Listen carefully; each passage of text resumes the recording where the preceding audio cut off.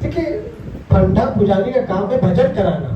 अब हमारा काम है, हमारी श्रद्धा, हमारी आर्थिक स्थिति जितना हमें उतना उनको देंगे, ठीक है। ये आपके ऊपर निर्भर होता है। ऐसा नहीं है तो ऐसा नहीं कि उनको लेना चाहिए, नहीं तो भाई कोई बात नहीं, और उनको मन से पूजन पाठ करा देना चाहिए। शास्त्र के विधि तो यही कहता है। हम पहले ही पैसा का डिमांड करें, पैसा रखो, हम पंडित जी पैसा रख रहा हूँ तुम मत बोलो, हम तो पक्का बता रहे हैं, हम 100% गारंटी के साथ बता सकते हैं कि न उस बोलने वाले को कोई लाभ मिलेगा, न करवाने वाले को पाठ कोई लाभ मिलेगा। जहां पर पहले से ही लेन देन का डिमांड हो जाता है, पहले से ही स्वार्थ की भावना आ जाती है, वहां पे पूजा पाठ का फल उसको प्राप्त नहीं होता है। मैं पहले ही बता दिया हूं कि हमारी श्रद्धा होगी, मैं पूरी संपत्ति आपको लिख दूंगा, ये हमारी श्रद्धा है। लेकिन वहां पे आप डिमांड कर दोगे तो वहां पे क्या हो जाएगा, वहां पे पूजा पाठ कराने वाले को फल नहीं मिलेगा। अच्छा, आज लोगों की मानसिक स्थिति अच्छी क्यों नहीं हो रही? पूजा पाठ घर में होने के बावजूद भी घर की ऊर्जाएं चेंज नहीं हो रही है। सच्चाई बता रहे हैं, हर लोग गृह प्रवेश कराते हैं, पूजा पाठ कराते हैं ना। आप देखिए, पूजा पाठ होने के बाद भी घर का कलेश दूर नहीं होता है, घर की ऊर्जाएं चेंज नहीं हो रही। इसका क्या मतलब है? इसका मतलब यह है कि जो व्यक्ति, जो कर्मकांडी हमारे घर में पूजा करा रहा है, उसकी लगता है कि जो विचार है वो पवित्र नहीं है। जब भाव पवित्र हो, विचार पवित्र हो, उस पवित्र मुख से जब हम एक शब्द बोलते हैं तो पूरे गांव की वाइब्रेशन चेंज हो जाते हैं। घर की तो बड़ी दूर की बात है। हम तो बार बार कहते हैं कि घर में ऐसे लोग से पाठ कराओ कि जो कभी श्रुति न खाता हूँ, कभी मदिरा का सेवन न करता हूँ, कभी जो धर्म का डिमांड न करता हूँ। जब ऐसे कर्मकांडी लोग हमारे घर में आकर पूजा पाठ विधि पूर्वक करवाते हैं तो यह पक्का है कि आपको फल मिलेगा। क्या फल मिलेगा? हम शास्त्रीय बात बता रहा हूँ। हम तो यहाँ तक भी कहते हैं कि मंदिर में जाओ तो कितना लोग देवी देवता के चरण पर पैसा रख देते हैं। नहीं रखना चाहिए। क्यों? अच्छा, जो कभी लोग मुर्गा काटते हैं ना, वो मांस जो काटते हैं दुकानों में, वो लोग भी वही पैसा दे रहे हैं, वो हमारे तक पैसा आ रहा है, वही पैसा देवी देवता के लिए जा रहे हैं चरण में। नहीं, अगर पैसा रखना है तो आप कहीं दान पेटी लगा रहता है वहां पे डाल दो, जो पूजा पाठ करा रहा है उसको दे दो, लेकिन आप देवी देवता के चरण में पैसा मत रखो। नहीं रखा जाता है। आप ऐसा गलती मत करिएगा, देवी देवता के चरण में पैसा मत रखिएगा। हम कितने लोगों का सोचते हैं चरण में रखेंगे तो ज्यादा लाभ मिलेगा, ले जाके रख देंगे चरणों में एकदम। इसलिए देवी देवता के चरणों के ऊपर कभी पैसा नहीं रखना चाहिए। भाव से मन को बहलाया जाता है, मन को बार बार खींच के लाओ, बार बार अभ्यास करो। भागवत में लिखा गया ना, अभ्यास को मन को नियंत्रण किया जा सकता है, वश में किया जा सकता है अभ्यास से। अखाड़े में पहले दिन जाओगे तो लगेगा कोई 4 डंडा मारा है आपको, पटक पटक के मारा है। लेकिन अगर नियमित अखाड़े में जाए और वहां पे पहलवान लोग लड़े तो क्या रोज दर्द करेगा? नहीं करेगा ना। ऐसे ही हम अभ्यास करें, रोज हम साधना करें, ध्यान करें, भजन करें तो धीरे धीरे धीरे मन क्या होगी, एकाग्र की तरफ जाने लगता है। आज हर घर में समस्याएं क्यों बनी हुई है? हर घर में पीड़ा क्यों है? सबके घर में धन है, पैसा है, रुपया है, सुख सुविधा है, सब कुछ है। पहले की अपेक्षा तो बहुत कुछ है लोगों के पास, लेकिन सुख नहीं है। कारण क्या है? कारण यह है कि हम अपने घर की जो ऊर्जा है उसको चेंज कर दिए, उसको नेगेटिविटी में चेंज कर दिए। इसलिए सब कुछ रहते हुए भी घर में सुख नहीं, शांति नहीं। कारण क्या है? ऊर्जा। इसलिए अपने घर की ऊर्जा को चेंज करना चाहिए, पूजा पाठ भजन से, कीर्तन से, नाम जप से। पहला मंदिर क्या है? मन का मंदिर। अगर मन का मंदिर बेकार है तो बाहर का मंदिर कितना सजा लो, सब क्या है? फीका है। इसलिए मन के मंदिर को सजाओ। तन तो सजा लिए, मन तो सजा ही नहीं। हाँ, खूब तन सजाने के लिए बढ़िया बढ़िया क्रीम पाउडर क्या क्या आता है, लिपापोती कर लेती हूँ, खूब बढ़िया लग रहे हैं, जा रहे हैं मंदिर। और मन बेचारा वैसे ही बदबू दे रहा है, वैसे ही मन में मैल सड़ रही है, वैसे ही दुर्गंध आ रही है मन से। बस ऊपर से डेंट पेट है,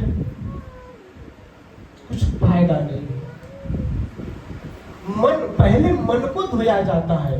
मन को सजाओ, उसके बाद तन मायने रखता है। मन, अगर मन आनंदित है, मन खूब आनंद से भरा हुआ है, तो सब कुछ आपको अच्छा लगेगा। तो उस मन की विकार, मन की कचरा को कैसे दूर किया जा सकता है? ऐसे ही भजन भाव द्वारा। गृहस्थ में हो, गृहस्थ में रहकर जीवन को आनंदित बनाओ, जीवन को सुखी बनाओ।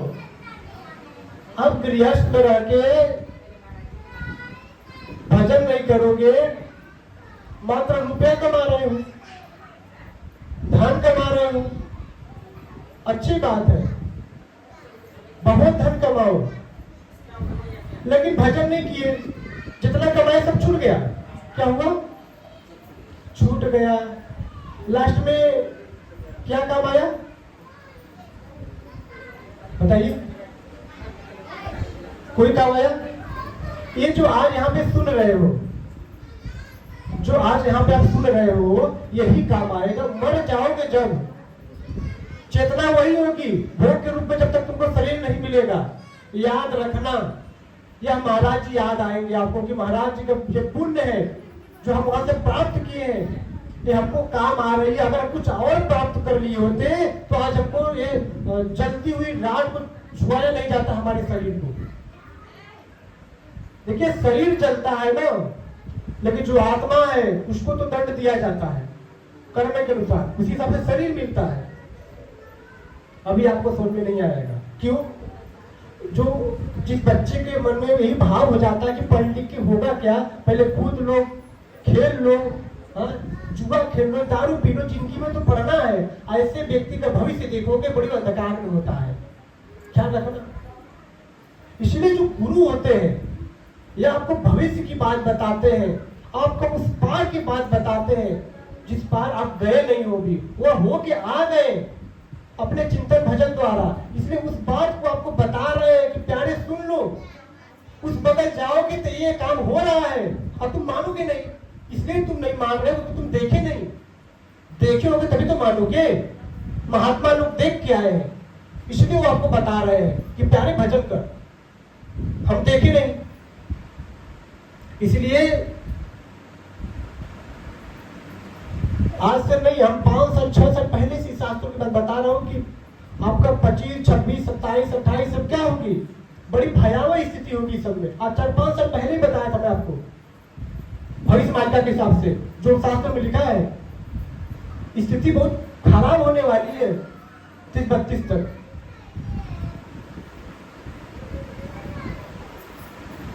इसीलिए भजन करो, भजन करके अगर किसी प्रकार से मृत्यु हो गई अचानक कहीं, तो तुम्हारी दुर्गति न हो।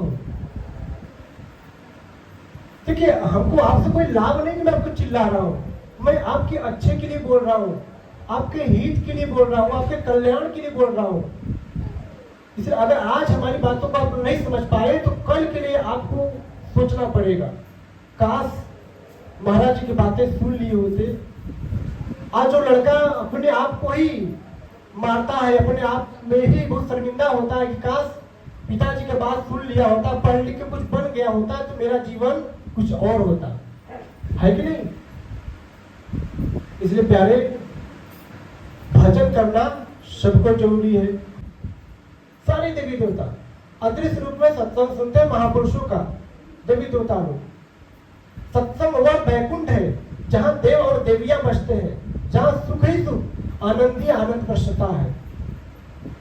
सत्संग एक बगिया है जिसका सदगुरु होता माली है, वो हर बूटों का, हर बूटे का खुद रखते रखवाली है। सत्संग क्या है? बगिया है।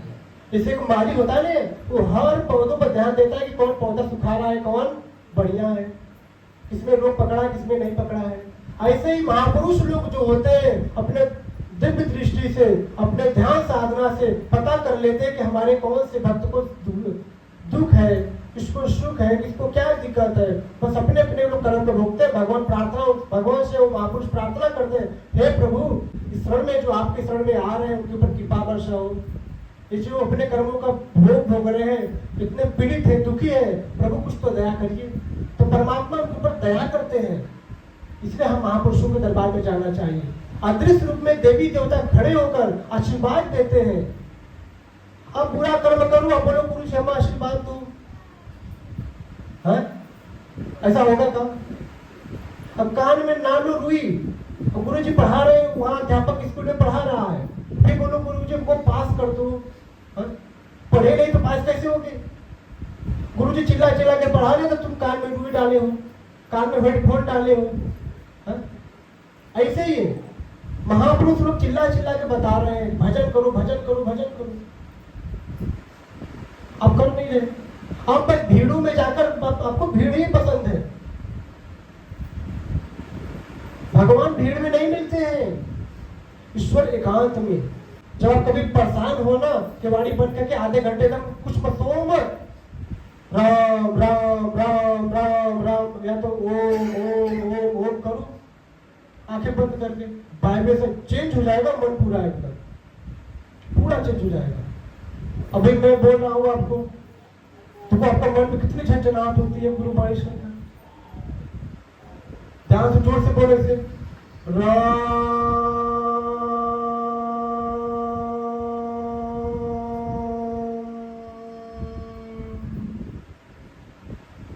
मन में भाव आया, हलचल है क्या? मन में हलचल है, एकदम हलचल, शांत। नाम में बल होता है, बहुत बल होता है। अभी आप इस चीज को नहीं समझोगे।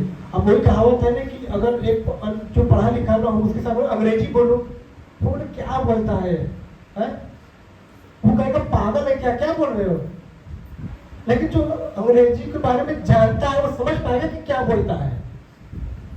अब महापुरुष की बातें तो वही समझ सकता है जो थोड़ा सा भगवान के प्रति इच्छुक है, समर्पण है, झुकाव है, वो समझ सकता है ना गुरु जी क्या बोल रहे हैं। इसलिए गुरु बाणी पर ध्यान देना चाहिए, समझ रहे? बैठ के यहाँ भजन करिएगा, ओम ओम करिए, तो यहाँ पर बैठ के घर गृहस्थी की बात मत करना। जिसको पकड़ लिए कैमरा में, ये गृहस्थी बात कर रहा है, देखो हमारे लिए हम ना कहूँ से दोस्ती ना कहूँ से बैर, ना हमारी किसी से दोस्ती ना किसी से बैर है, समझ रहे हो ना? हमें नहीं है कि नहीं महाराज हमको बहुत नहीं, ऐसा कुछ नहीं, हमारे लिए सब समान है, हमारे लिए कोई छोटा बड़ा नहीं है। अब तुम महाराज जी के 1 रुपया दे दो, बोले महाराज जी हमारे वाली बतियाओ, साइड कर देंगे, हमको ये सब मायने नहीं रखती है, हम भजनानंदी है, हम प्रभु का है, अब प्रभु सबके होते हैं। ऐसा नहीं है कि तुम्हारा स्वच्छ पानी काम करेगा महाराज जी, ऐसा कुछ नहीं है।